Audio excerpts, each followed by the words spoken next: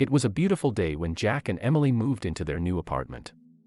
The sun was shining, the birds were singing, and they were excited to start their new life together. The apartment was perfect, spacious, modern, and affordable.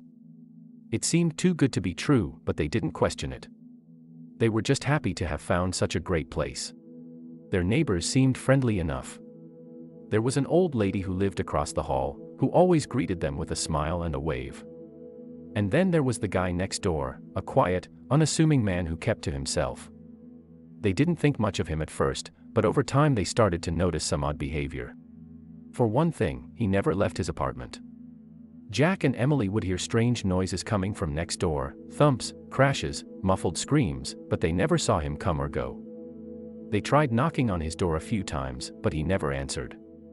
It was as if he didn't exist outside of his apartment. And then there were the smells. Sometimes they would catch a whiff of something foul, like rotting meat or sewage, coming from next door. It was nauseating, but they didn't know what to do about it. As time went on, the strange behavior continued. Jack and Emily started to feel uneasy in their own apartment. They would jump at every noise, wondering what their neighbor was up to. They started to keep their curtains closed, afraid that he might be watching them. One night, they were woken up by a loud banging on their door. They were terrified, they had no idea who it could be. Jack cautiously opened the door, and was relieved to see the old lady from across the hall. "Are you okay?" she asked, looking worried. "We're fine," Jack said, still shaken. "What's going on?" "I don't know if you've noticed," she said, her voice dropping to a whisper. "But something's not right with that man next door. I think he's dangerous." "What do you mean?" Emily asked, joining them at the door. "I've heard things," the old lady said. "Terrible things. I think he's hurting someone in there." Jack and Emily exchanged a look. They knew that something was off about their neighbor, but they didn't know if they believed the old lady's claims. They thanked her for her concern and closed the door, feeling even more on edge than before. The next day, Jack decided to confront their neighbor. He knocked on the door and waited, but there was no answer. He tried again, but still no response. Frustrated, he decided to try the doorknob, and to his surprise, it was unlocked. He pushed the door open cautiously, peering inside. The apartment was dimly lit and smelled terrible. He couldn't see much, but he could hear something, a faint moaning sound, coming from deeper inside. "Hello," he called out, taking a step inside. "Is anyone there?" As he walked further into the apartment, the moaning sound grew louder. And then he saw it, a figure lying on the ground, bound and gagged. It was a woman, her face twisted in pain. Jack rushed forward, trying to untie her. But as he got closer, he saw something that made him freeze in horror. The woman's face was starting to pixelate, like a glitch in a computer program. And then she disappeared altogether, leaving behind nothing but a faint outline of where she had been. Jack stumbled back, feeling sick. He realized that he and Emily were not living in an ordinary apartment building. There was something strange and sinister going on here. He turned to leave, but as he did, he heard a voice behind him. "Hello, Jack." He spun around, but there was no one there. He looked back towards the spot where the woman had been, but there was nothing there except a blank wall. "Who's there?" he called out, his heart racing. There was no response. Jack realized that he needed to get out of here, and fast. He ran back towards his own apartment, his mind racing with questions. What was going on? Who was behind this? When he got back to his apartment, he found Emily waiting for him. She looked worried. "What's going on?" she asked, as he slammed the door shut behind him. "We need to leave," he said, his voice shaking. "We're not safe here." "What are you talking about?" Emily asked. "I don't know how to explain it," Jack said, pacing back and forth. "But something's not right. Our neighbor, he's not human. And I think he's created some kind of simulation, and we're trapped in it." Emily looked at him like he was crazy. But as he started to explain everything he had seen and heard, she began to understand. "We have to get out of here," she said, grabbing his hand. "But how?" "I don't know," Jack said. "But we have to try." They started to pack their things, frantically trying to come up with a plan. But as they worked, they heard a knock at the door. It was the old lady from across the hall again. Please, you have to come with me, she said, her eyes wide with fear. I know what's going on. I've seen it all before. Jack and Emily looked at each other. They didn't know if they could trust her, but they didn't know who else to turn to. Okay, Jack said, grabbing a bag. Let's go. The old lady led them through a maze of corridors, towards a door at the end of the hall. Jack and Emily could hear strange noises coming from inside, screams, moans, the sounds of something dragging across the floor. The old lady pushed the door open, revealing a room that looked like something out of a horror movie. There were people, or what looked like people, chained to the walls, their bodies battered and bruised. There were machines and wires everywhere, like something out of a science fiction lab. And there, in the center of the room, was their neighbor. He was sitting at a computer, his eyes glazed over as he typed furiously. What is this? Jack asked, staring in horror at the scene before him. This is his simulation, the old lady said. He's been doing this for years. Creating his own little world, torturing people, and then resetting it all and starting over again. But why? Emily asked, her voice shaking. I don't know, the old lady said. He's not right in the head. He's sick. As they watched, the neighbor suddenly stood up from his computer. He turned to face them, his eyes cold and dead. You weren't supposed to see this, he said, his voice flat. You weren't supposed to know. And then he lunged at them, a knife in his hand.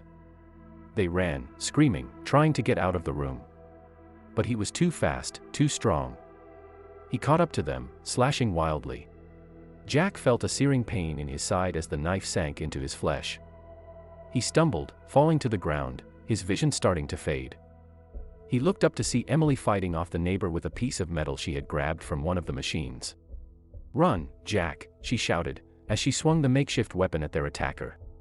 Jack forced himself to his feet, his hand pressed against the wound in his side. He stumbled towards the door, his head swimming. He could hear Emily's screams behind him, but he couldn't turn back. He had to keep going. As he burst out of the room, he found himself in a long, dark corridor. He stumbled forward, his hand trailing along the wall. He had no idea where he was going, but he knew he had to get out of here. He had to survive. Suddenly, he heard a voice behind him, the neighbor's voice. Jack, the man said, his voice cold and flat. You can't escape. You're mine now. Jack turned around, but there was no one there. He started to run, his heart pounding in his chest. He felt like he was running through molasses, like his body wasn't responding to his commands. And then, suddenly, he was back in his apartment. He stumbled to a stop, gasping for air.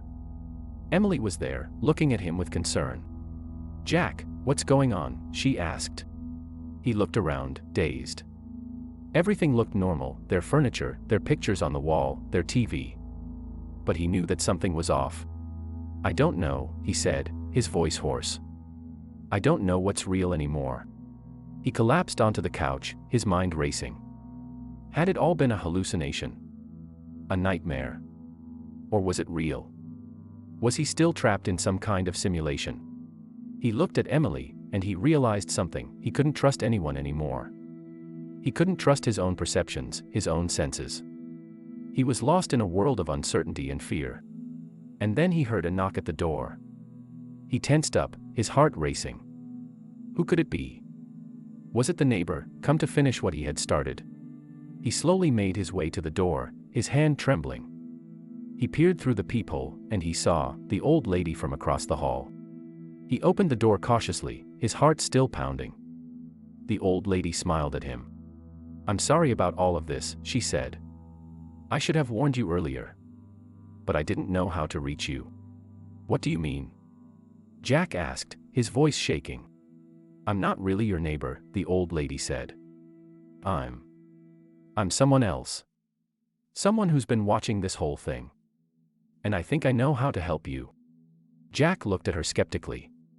He didn't know if he could trust her, or anyone, for that matter.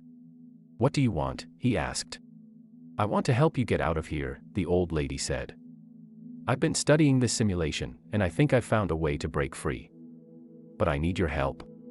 Jack looked at her, considering. He didn't know if he could trust her, but he didn't know what other choice he had. He nodded slowly. "Okay," he said. "What do I need to do?" The old lady smiled. "Just come with me," she said. "And don't look back."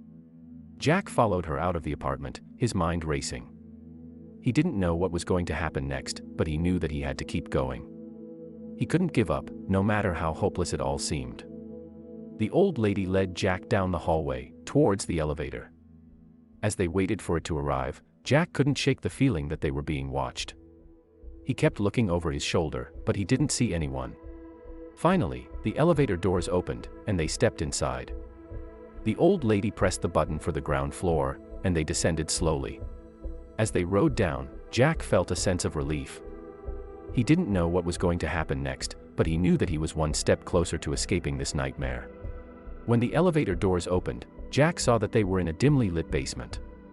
The old lady led him to a small room at the end of the hallway, where there was a table and 2 chairs. "Sit down," she said, gesturing to one of the chairs. Jack sat down, feeling a sense of unease. He didn't know what was going to happen next. The old lady sat down across from him and reached into her purse. She pulled out a small vial of liquid and set it on the table. "This is the key to your escape," she said. "Drink it." "What is it?" Jack asked, eyeing the vial warily. "It's a serum that will disrupt the simulation," the old lady said. "It will make you aware of the fact that you're not living in reality. Once you know that, you'll be able to find a way out." Jack looked at the vial, considering. He didn't know if he could trust the old lady, but he didn't know what other choice he had. He picked up the vial and looked at it, then hesitantly brought it to his lips. He swallowed the liquid, feeling it burn as it went down his throat. He looked at the old lady, waiting for something to happen. And then, suddenly, he felt a rush of clarity. His mind felt sharper, clearer. He looked around the room and saw that it was no longer just a dingy basement, it was a sterile laboratory, with gleaming metal surfaces and strange machines lining the walls. "What's happening?" he asked, his voice shaking. "You're seeing the truth," the old lady said. "The truth about your reality. And now you can escape it."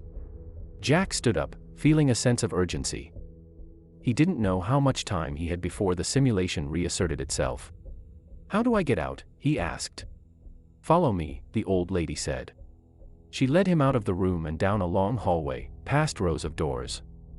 Jack could hear strange noises coming from some of the rooms, screams, moans, gibbering. He didn't want to think about what was going on inside them. Finally, they came to a large metal door. The old lady pulled out a key and unlocked it. "This is it," she said. "The way out." Jack stepped through the door, and he found himself in a long, featureless white corridor. He looked back and saw the old lady nodding at him. "Go," she said. "Don't look back."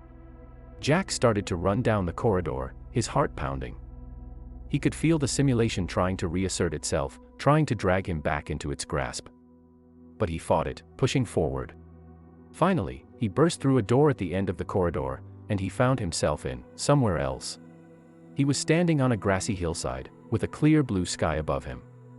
He looked around, disoriented. He didn't know where he was or what was going on. And then he saw Emily. She was standing a few yards away, looking at him. Confused and fear rushing through him, he ran over to her, pulling her into a tight embrace. "What's going on?" she asked, her voice trembling. "We made it out," Jack said, relief flooding through him. "We're out of the simulation." Emily looked around, taking in their surroundings. "But where are we?" "I don't know," Jack said. "But we're free. That's all that matters." As they stood there, trying to make sense of what had just happened, they heard a voice behind them. "I wouldn't be so sure about that." They turned around to see the old lady standing there, a sinister smile on her face. "You thought you could escape me," she said. "You thought you could just walk out of my simulation and be free." Jack and Emily took a step back, their hearts pounding. They realized now that they were dealing with someone who was truly unhinged. "What do you want from us?" Jack asked. The old lady laughed. "What do I want? I want to see you suffer. I want to see you experience pain and terror like you never have before." And with that, the old lady raised her hand and snapped her fingers. Suddenly, Jack and Emily were back in their apartment. But it was different now, it was dark, and there was a sense of foreboding in the air. They looked around, trying to get their bearings. And then they saw the figure standing in the corner. It was a tall, shadowy figure, with glowing red eyes and razor-sharp claws. It stepped forward, its eyes fixed on Jack and Emily. They tried to run, but the figure was too fast. It caught up to them in seconds, its claws digging into their flesh. They screamed in agony, trying to fight back, but it was no use. And then, just when they thought it was all over, the figure stopped. It stepped back, and the old lady emerged from the shadows. "I hope you enjoyed that," she said, a sickening smile on her face. "Because it's only going to get worse."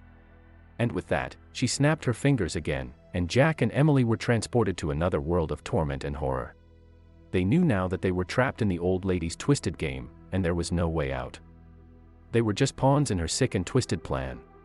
And as the old lady watched from her hidden control room, she smiled, knowing that she had succeeded in creating the ultimate form of entertainment, as it was all being live-streamed to viewers around the world, a real-life horror movie, with Jack and Emily as the stars.